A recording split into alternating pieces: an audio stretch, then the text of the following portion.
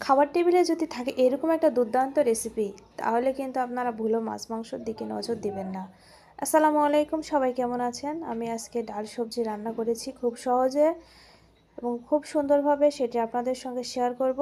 তো তার জন্য আমি চুলাতে একটি কড়াই বসিয়ে দিয়েছি এবং এখানে আমি 3-4 রকমের সবজি নিয়েছি। সেই সবজিগুলো এখন আমি কড়াইতে লবণ এবং হলুদ দিয়ে সুন্দর করে ভেজে নেব।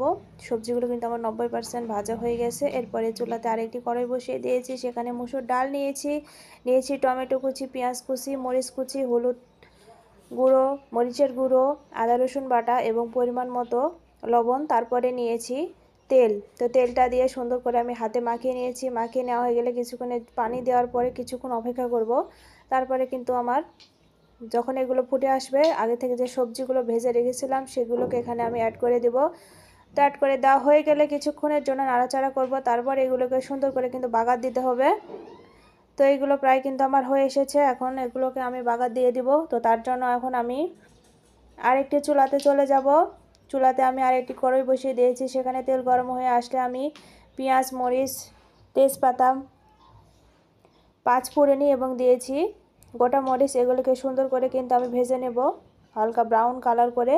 তো তারপরে সবজিগুলো এখানে আমি ঢেলে দিব। তো বাগার দেওয়া হয়ে গেলে সবশেষে আমি এখানে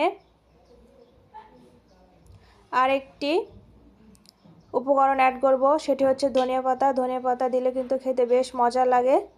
তো রেসিপিটি কেমন লাগলো? আমার রান্না কিন্তু শেষের দিকেই। এবার আমি এগুলোকে সার্ভ করে নিয়েছি। তারপরে এই তো আমার একদম সর্বশেষ লুক। তো খাবারটি আজকে রেসিপি কেমন লাগলো অবশ্যই আপনারা কমেন্ট করে জানাবেন।